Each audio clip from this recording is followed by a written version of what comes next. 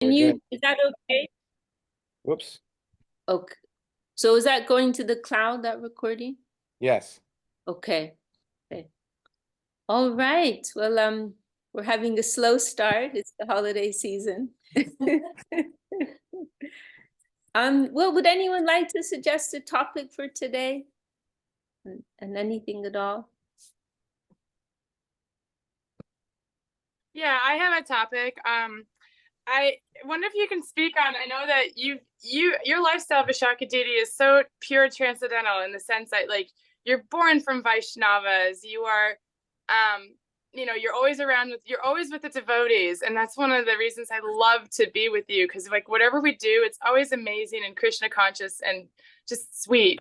But in my family of origin, like I had a really hard time yesterday. Like I was actually like trying not to make any drama, which usually in my teenager self would want to make a big drama, but I was just sort of silently like when I was feeling so overwhelmed by the chaos because there were 20 people here yesterday, and I volunteered. My job was to cook for the vegetarian dishes, so I was like silently just like crying while I'm just trying to finish up because I'm like the last one because I'm making the most food, right? Making the majority of the feast. So yeah, can you give any, like, from what you're witnessing on your travels with people who have like karmi families? I don't like that word. What's a better word we could use for it? Like, and they have not necessarily like I have they met their first exposure to Krishna consciousness. I was super immature, and the partner I had at that time, he was really a not good person that did a lot of bad stuff later, and so they're not open to. I don't feel like I can talk about it, but I don't know if you can like speak anything about like people who want to harmonize with their families that you've seen, like what's worked for people in the past when there's been strain, but yet they can observe that like I'm so wonderful and they love me, and I made sure everybody had a Christmas present. Like I kicked ass this Christmas, like I really showed up. So, and it was noticed, but it's not because I'm trying to like win their influence, but it's because I want to spread Krishna consciousness, and I want to do it nicely. Like I did it sweetly this year. But anyway, I just want you to talk about that holidays, like stressful devotees dealing with stress and holidays, and who want to make an impact but not sure how to do it when there's been damage in the past. Right. Well, I mean, I think it's beautiful. I think it's beautiful that you want to try and give some good impression to them, and you're cooking for everyone, and of course you're offering that, and so they're getting some level of prasad, and so I think it's beautiful, and I think it's just about like finding where the boundary point is, right? And I mean, maybe you've been there too long. I think it's been like a few weeks, right? I mean, maybe it's just kind of went on. It would be different if you like flew in for a week visit or something, right? But maybe it's just been a bit too long, of being you. So you say it was unoffered. Well, it's coming from the hand of a Vaishnava. Actually, it's automatically prasad. You're automatically thinking of Gurudev, and you're thinking of wanting to connect to them, then automatically it is prasad. This point about prasad, it's there's some debate about that, but really it comes down to this. What comes from the hand of a Vaishnava, that is prasad. Some level of prasad. So, of course, they will all get you're giving some good impression to them, and they will get some blessings. They're connecting you with this Krishna consciousness movement, and they're having some positive feelings, some appreciation, then they'll automatically be uplifted. And you've made some sacrifice, right?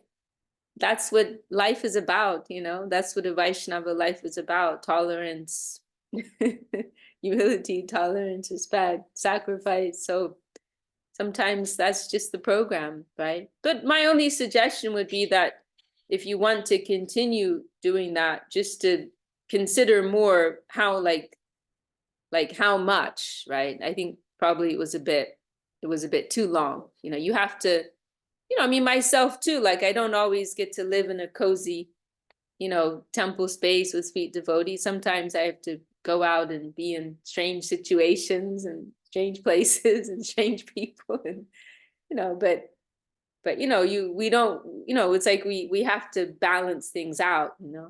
There's Jai Dave. Jai Dave. Dandavat. Dandavat, Dandavat. Have you met our possible new dog? Oh, Possible. We're gonna make sure not to give it any Sanskrit god names. We promise.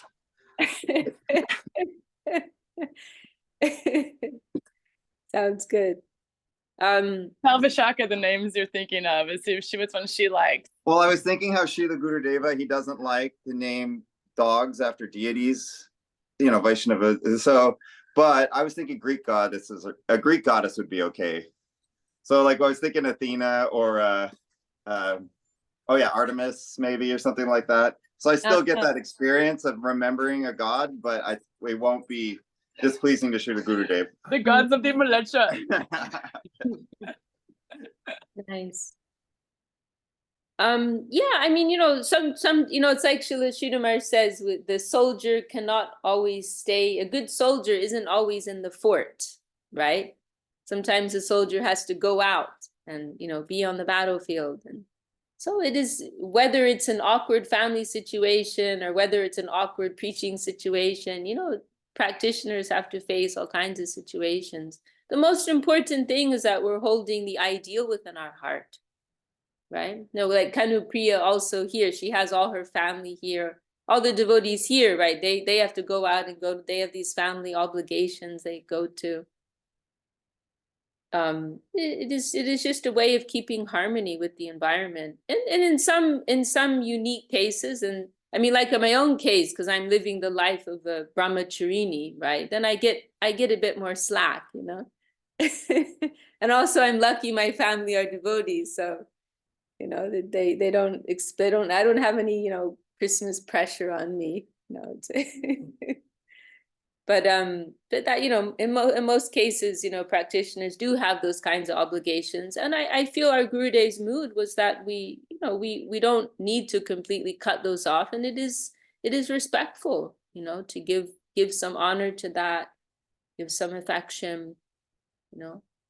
There was one, I remember sometimes the analogy, you know, and also like these families are you know, like Chinmoy's family, they're, you know, his mother is so lovely. She's supporting him so many years in his spiritual life, you know. So we want to honor these persons. And I sometimes remember one example. Was it Ajita Krishna Brahmachari? It was one disciple of Srila Sridhar Maharaj, and he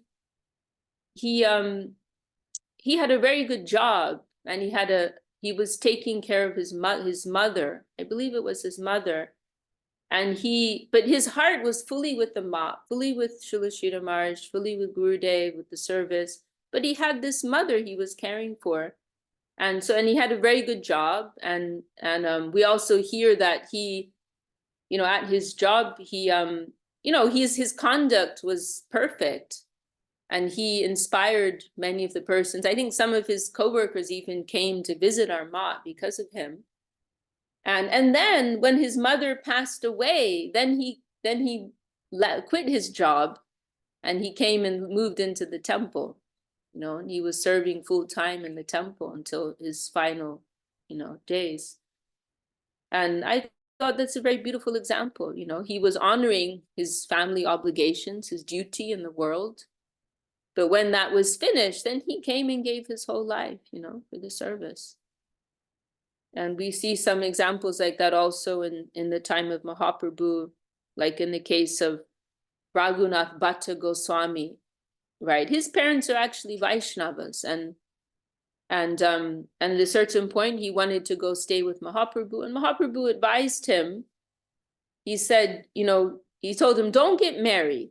You know, like, don't get into some entanglement, don't get married, but take care of your parents, you know, serve your parents, they're Vaishnavas. And when your parents leave their bodies, you know, then you can go and live your, you know, exclusive service life. You know? And in other cases too, like Mahaprabhu told Raghunath Das Goswami, he also told Rup Sanatan, like, don't cut everything at once, when it's the appropriate time, then you can give it all up. But right now, face your worldly responsibilities, keep it within your heart, right? And that goes back to what I was saying.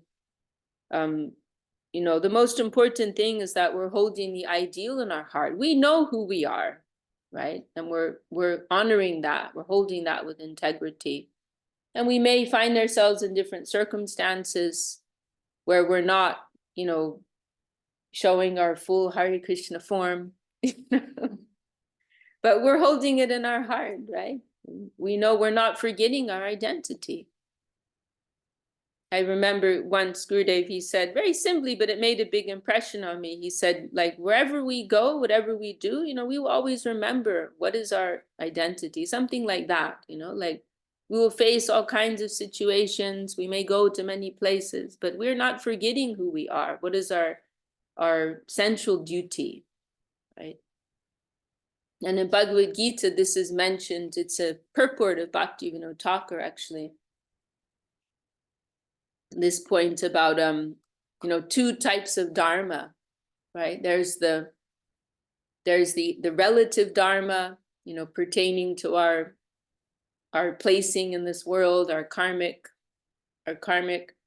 situation in this world, relationships, obligations, and so on.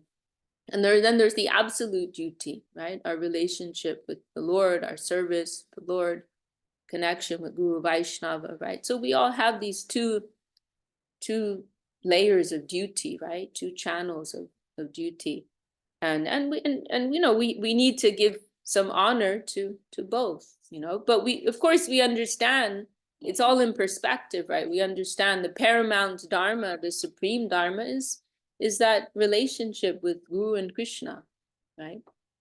But we also cannot expect to completely cut off our connection with the world. So we're honoring that other dharma too.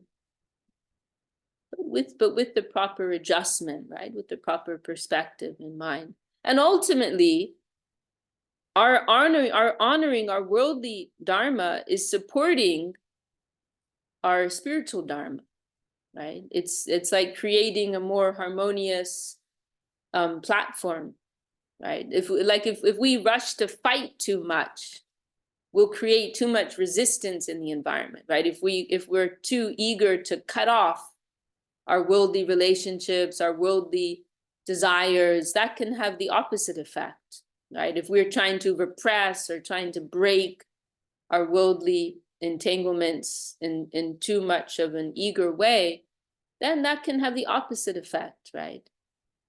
It can make creating unnecessary resistance in the environment, right? And in the end, that just comes back to bite us, right? So, we're moving, we have to always remember, we want to play the long game. That's another important point.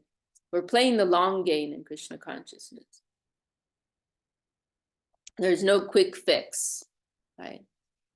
So, and we were discussing this recently in Ireland, how, there's a big difference between treating an acute illness versus a chronic illness, right? Huge difference, right? If you have an acute illness, you have like a flu or a fever or something, you just take some medicine, you rest a few days, it's over, But if you have a chronic illness, that means it's something that's developed over many years, and it may be many years of treatment, and you have to like plan out like a long course of treatment, your diet, if like say you have an addiction, right? You can't, if you have a long-term addiction, not just some overnight thing, but a long-term like chronic addiction to some substance, it's a complicated course of treatment, right?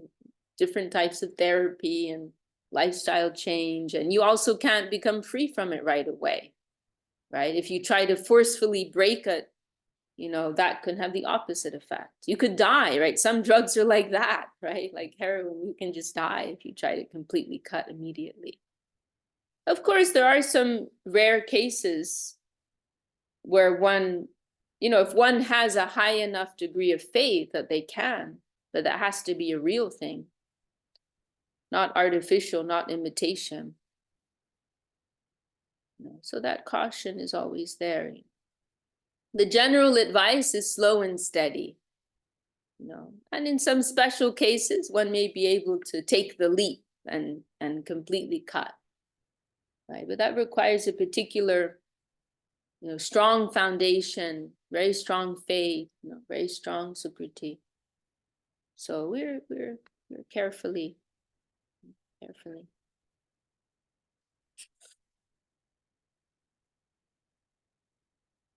And and another thing is too, right? Like as we mature in our Krishna consciousness, the more we're able to see how Krishna's presence is everywhere, right? It's not black and white.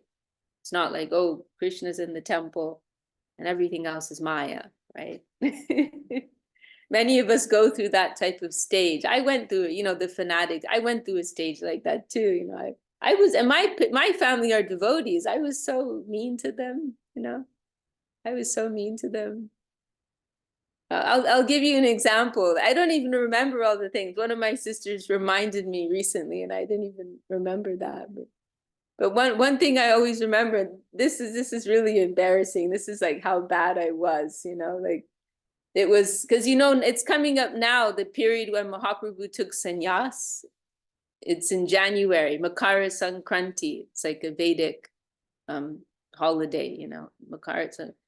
Mahaprabhu took sannyas in that time. And in our mat in Navadvip, Srila Sridhar Maharaj, he would go into this deep mood of separation because it was the time that Mahaprabhu left the residents of Navadvip behind, right? And so it was like a tragedy for the residents of Navadvip. And so Srila Sridhar Maharaj, it was like 3 days during this period when Mahaprabhu took sannyas in our Navadvip mat. Srila Sridhar Maharaj instituted that, we would take very simple prasadam in that time, and we would, try to minimize our own enjoyment as much as possible and give more attention to our spiritual life. It was like a very sober time for Srila Sridhar Maharaj. And when I was living in India, then that was still continuing. We would have this like 3-day observance. And my youngest sister's birthday is in that period, the 13th of January, because it's a solar-based calculation, so it's fixed, not like most of our Vaishnava dates are calculated according to the moon, but this is fixed. It's like 13 to 15, around that time. So what I did, this is how extreme I was. I wrote to my sister a few days before, and I told her, like, Isha, I just want to let you know, I'm not going to wish you a happy birthday.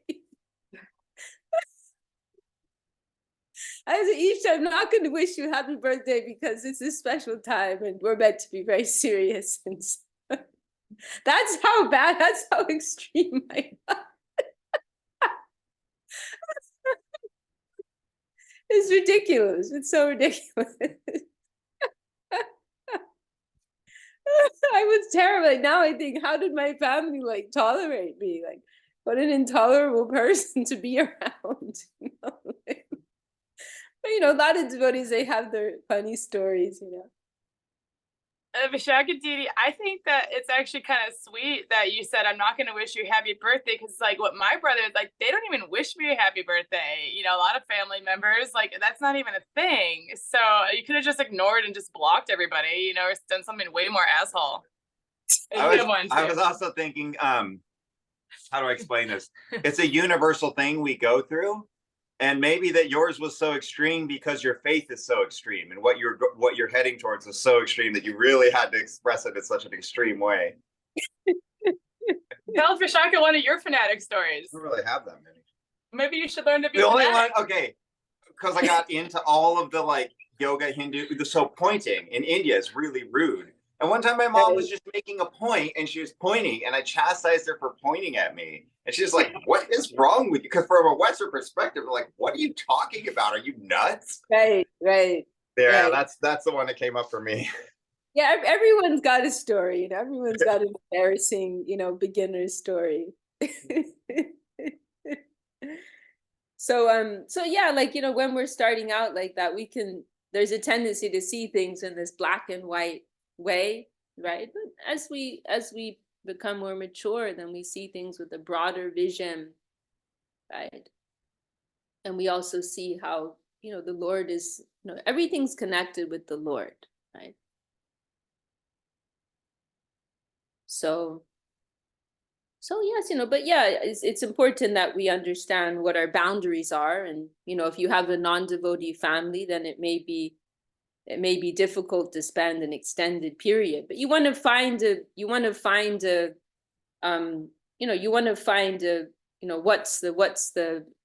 what's going to work, so you can maintain the affectionate feeling, right? That's the important thing. And that's in all of our relationships, right? We have to find what's the point, what's that sweet spot, where I'm not too close, because I don't feel it's healthy or nourishing for me to be super close with this person, right? But I also want to honor them, and I want to extract some goodness from them. So what's that healthy, like, middle ground, right? Where we can maintain appreciation for one another, right? There may be a point in some of our relationships where we feel, oh, I've come close enough where I'm losing my appreciation for this person. So I'm gonna step back. I want to maintain affection. So if I need to stand over here, then I'll do that. I can respect you from over here. I can love you from over here, right? So that's actually, like, having clear, healthy boundaries can help us to have more affection, more sympathy with persons, right? Our gurus, they're the most compassionate, most loving, but they're not, they're not in all of our business, right? And they're not, they're maintaining their, higher plane of reality. And from there, they're extending their love, right? Extending their compassion, their mercy. So, we want to find where is our safe point, right? Safe point of distance with everyone. So, and also, if we see that we also have to think about our own faith, right? That, we need to be around good association. So as much as possible, we try to keep that around us. But when it's not possible, then we make the most, we make the best of it, right? And in that circumstance, we try to represent, as you're trying to do very sweetly.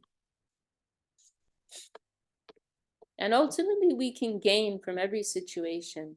It was something that actually I wanted to note it down. We were reading in Sri Guru and His Grace yesterday, this really nice, actually it's an amazing chapter. It's the chapter, The Instructing Spiritual Master. Amazing chapter. Srila Sridhar Maharaj talks about the zigzag line of the truth and the living current of truth.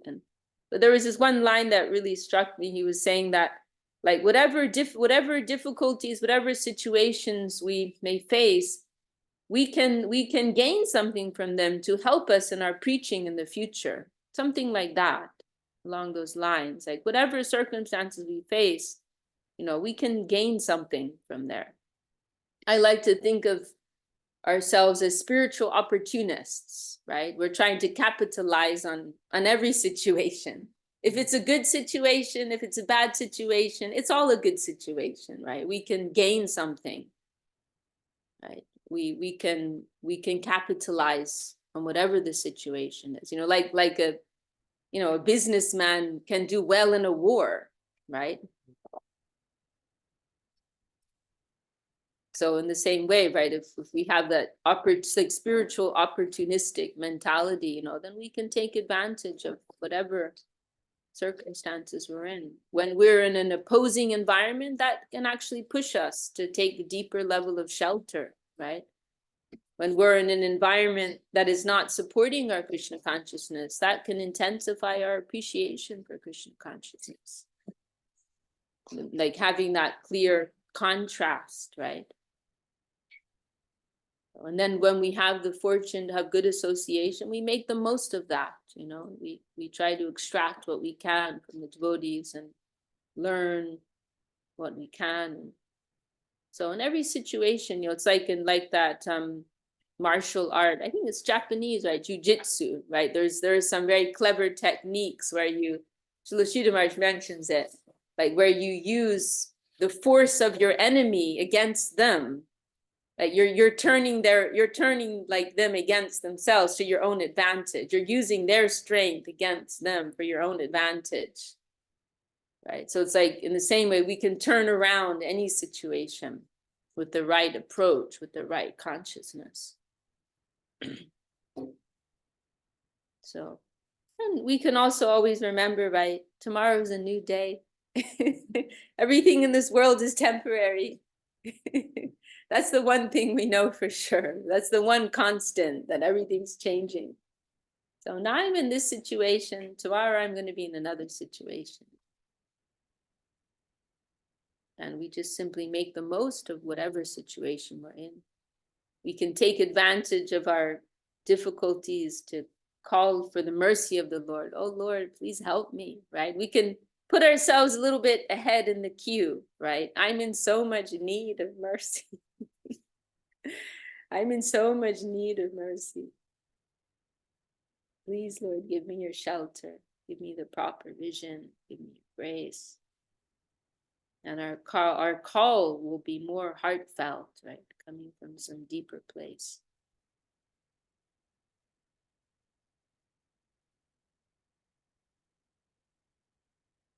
I had a very nice talk with my mother yesterday, and she made this very nice point how, like we tend to have this tendency. We have this tendency of trying to make everything very Zen. You know, it's like we always want things to be in harmony, and we want everything to be, you know, perfect. But it's like, actually, you know, that's not what real life is. Krishna likes drama, right? So Krishna Leela is full of, you know, asuras and all kinds of life or death, dangerous situations. It's not like everyone's just sitting in peaceful meditation, you know. It's not like that, you know. So it's like, it is what it's supposed to be. Right? It's not meant to be peaceful and comfortable. And so it's okay if it's a little distorted, a little awkward, a little uncomfortable, you know. We make the most of it. But we keep that main thing in mind, right? That our goal is to increase our Krishna consciousness. Our goal is to intensify our relationship with Guru and Gauranga. That's our constant, right? There are so many variables in the environment that will change, right? Our living situation is going to change. Our relationships will change. Our bodies are changing. Everything's changing. But that is the one constant in our life, right? That we are practicing Krishna consciousness. We are practicing Krishna consciousness. That is the one constant, no matter what. So we keep that in mind, and keeping that mentality will ultimately help us to transcend, right, our identification with all these, what is really on the surface, right? The objective plane, the coming and the going. It is all on the objective plane. It's all on the surface, right? The more that we dive into the subjective plane, the more remote the objective plane will become, right? The more we're going into the substance. I remember sometimes this line in Chaitanya Charitamrita, and it's in the Antya Leela, the last section, and it's describing, you know, Mahaprabhu, and he's going deeper into this mood of separation from the Lord, and it gives this analogy of a Mahaprabhu's daily activities like a potter's wheel. Like he was going through all his daily activities, just like rolling on like a potter's wheel, spinning on, you know, eating, sleeping, and so on. But he's living in that inner world, right? And everything else going on automatically, right? And so in the same way, you know, we may deal with so many situations in the world, you know, but the more we're connecting with that deeper world of substance, the less we'll identify with these things on the surface, right? But it is because we're living on the bodily plane, we're living in the mental plane, we're living in the intellectual plane, then all these things are very heavy upon us, right? So we want to dive deep into reality, right? Dive deep into reality, as Sri Maharaj says.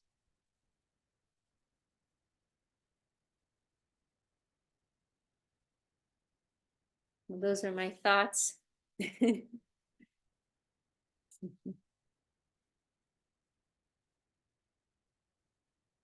Thank you, Vishakha Devi. It's super nourishing and helpful and relevant. And this is a lot of wonderful comfort for me, the sadhu sangha and seeing all the devotees. And I know sometimes I'm not able to just like sit and be present because I'm like living like a crazy person over here. But I appreciate the sadhu sangha and the the Hari Katha. Thank you. Hare Krishna. Oh, we appreciate your enthusiasm and your sincerity. Thank you very much. And I'm sure your family's gained a lot by your sacrifice. Does anyone else want to share any comments or another topic? We still have some time left. Maybe Chinmoy wants to share some thoughts on the subject. Well, I just wanted to see if iPhone, whoever that is, I think wanted to it's say Axel. something.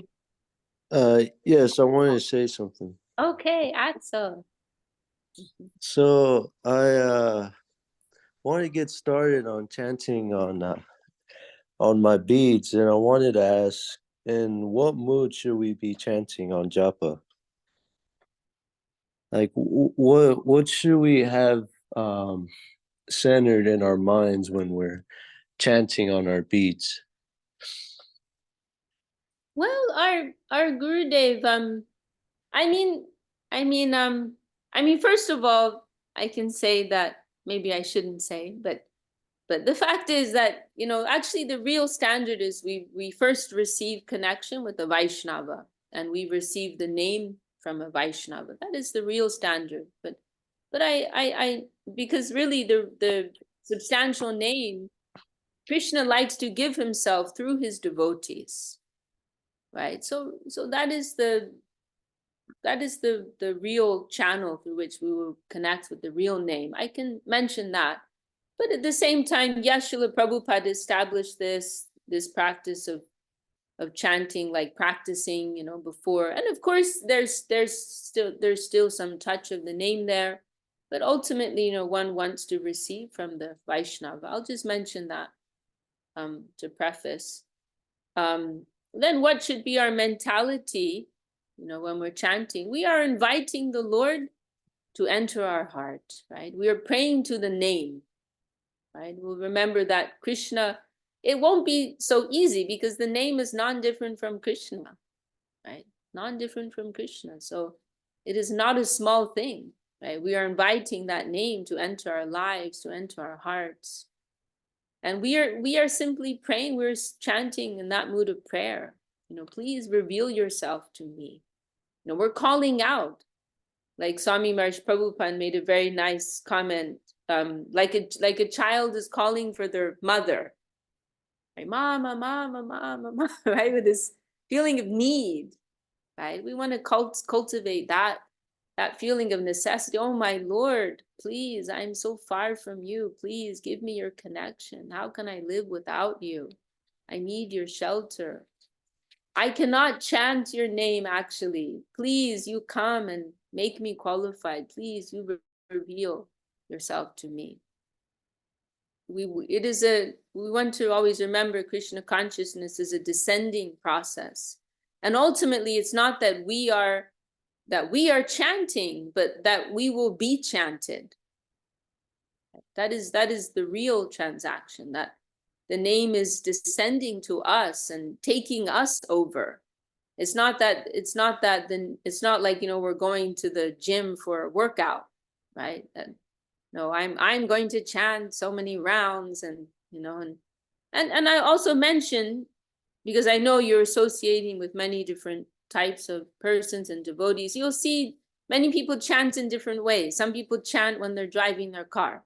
You know, some people chant while they're chatting with their next door neighbor.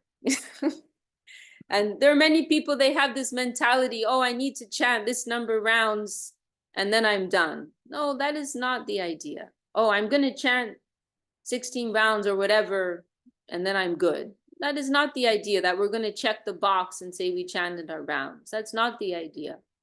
We want to be able to really focus, you know.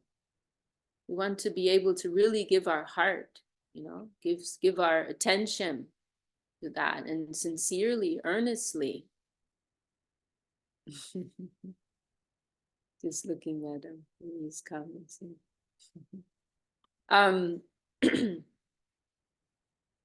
So, you know, we want to, and that may be different for everyone, you know. Some people may like to, you know, sit quietly so they can focus. Some people, some devotees, they may like to kind of like pace back and forth. You know, some devotees like to go on a japa walk, which may or may not work, you know, because it, you know, when you're trying to cross roads and stuff, you know, you gotta pay attention. So, you know, you want to sit in some place where you can focus, you know, on the name, praying to the name. You know, Srila Saraswati Thakur, he actually gave the advice not to chant while looking at the deity. Like, not to chant while you're like looking at the form of the Lord. And he said because the senses are like vultures, right? And staring at the deity like that, it can turn into an experience of the senses, right? Actually, we cannot see the real form of the deity. And so we're trying to leave ourselves in this kind of open space to receive. Like, what is the real existence of the name? What is the real form of the deity? We want to receive that, not something that will, it's not that we want like our darshan of the deity to be an object of our eyes, just like we don't want our chanting to be an object of our tongue. Right? Or our ear experience, our tongue experience. So we're trying to situate ourselves in this mood of receiving, right? Something that is beyond me, you know. And there's this verse which is important to mention in this regard, in this discussion. Atashi Krishna Namadi Nabhaved Rayam Indriyai Sevan Muke Hijiva Dao Swayameva Sporta Dao. This is an important verse by Rupa Goswami, you know, saying that, you know, the name, the form, the qualities, the pastimes of the Lord, they are all beyond the purview of the senses, right? They're beyond the jurisdiction of the senses. So in other words, this tongue cannot chant Krishna's name. These eyes cannot see Krishna's form, right? These ears cannot hear that pure name, and so on, right? So then it continues, Sevan Muke He Jiva Dao, Swayam Eva Sportya Dao. However, when one is approaching the Lord with a mood of seva, of service, dedication, then Swayam Eva Sportya Dao, then the Lord, he may be pleased to reveal himself within the plane of our senses, come down within the plane of our perception. You know, seeing our desire to give ourselves, to offer ourselves, to sacrifice ourselves, he will be moved by that. He will be pulled by that. And he will be pleased to reveal himself in such a way that we can have experience of him. So we want to approach in this type of careful mood, right? Remember, it is above us. It is above us. And yeah, I mean, you know, having the connection with Guru is very, very precious, because a big element there is that we're chanting to please our Guru. That is actually an important factor. Because Srila Sridhar Maharaj discusses this in one point, that because it is actually very, very difficult for us to approach the real name in our current stage, right? But what's really significant is that we're chanting on the order of our Guru. And that's part of our service to our guru, right? So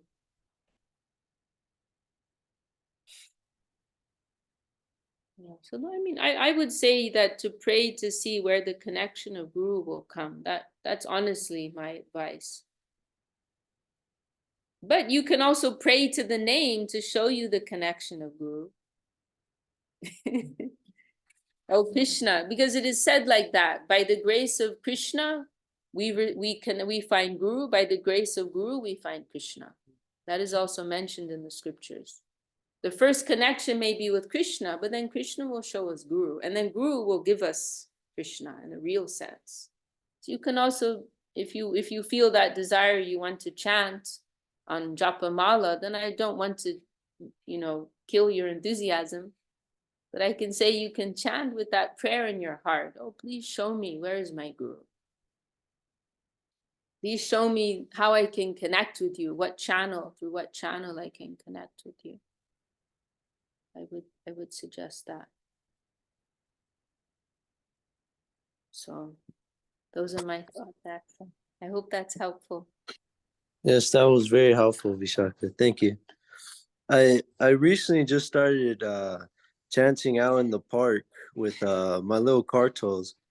I just walk first. Sorry. Somehow I thought you were talking about chanting on Japa Mala, but that's not what you were talking about. Yeah, I was referring to that as well. Like I wanted to go on little Harinams. Oh, that's and also chant Japa, like because I know they're both different. Like one is more meditational, like when more quiet, and when on Harinam there's all sorts of things going on, and you're chanting the Lord name on an instrument, and you're trying to stay focused on it. So it's like kind of like two different things. So and I wanted to do both just for my everyday routine. Beautiful. That's beautiful to hear, Axel. Have you met some receptive souls in the park? In the park I have before. There's this one time I was distributing books in Santa Clarita when I went to go visit my parents, and I met someone who was very interested, and I ended up going to the temple with him because he's actually blind, so he's not able to drive. So I went out there to Santa Clarita to pick him up, and we went to the temple together, and he said that he wants to continue going, and he's wondering when I'm available and that kind of stuff. Like he's very interested. Okay, beautiful. Very nice, Axel. We're all very inspired by your enthusiasm.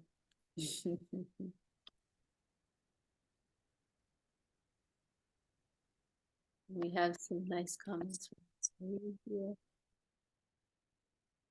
Beautiful. I also wanted to ask you, Vishakha, Yeah. and how may I serve you?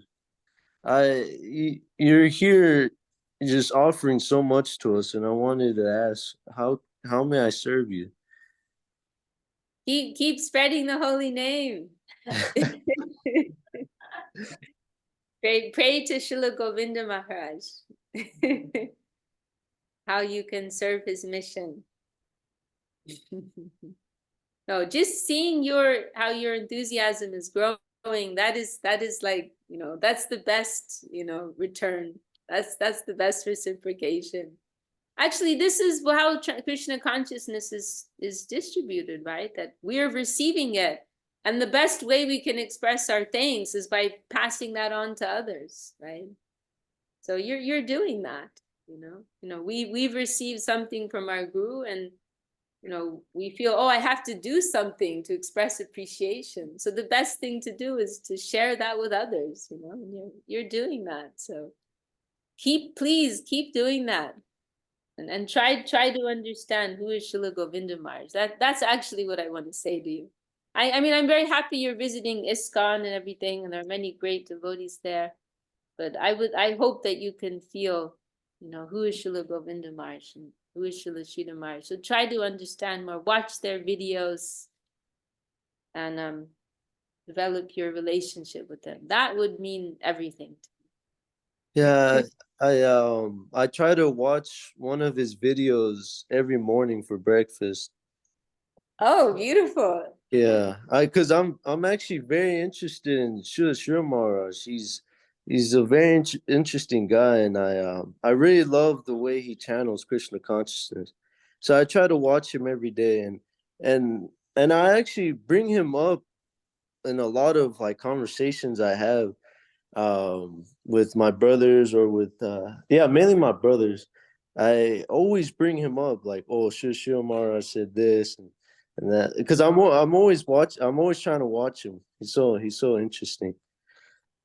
You know, Axel, he'll get into arguments with his brothers sometimes, you know. He convinced the whole household, you know, now the whole house is they're all devotees of Krishna. Yeah. It started with Ananda. Ananda's their cousin. And then Axel went all in, and he would have arguments with his brothers, and and now they're all into it. So beautiful, beautiful. It's beautiful to hear your appreciation, Axel. It's all thanks to you, Vishakha. You channel it very well. Oh.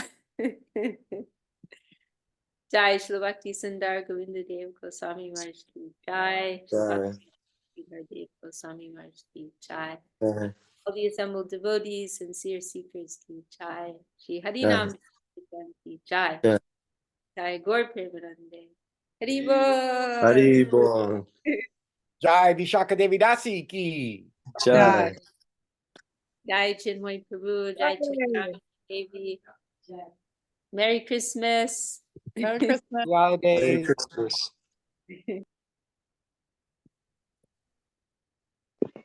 Thanks everyone for joining. Thanks Chintamani for saving me. She left. But Hare Krishna and happy holidays.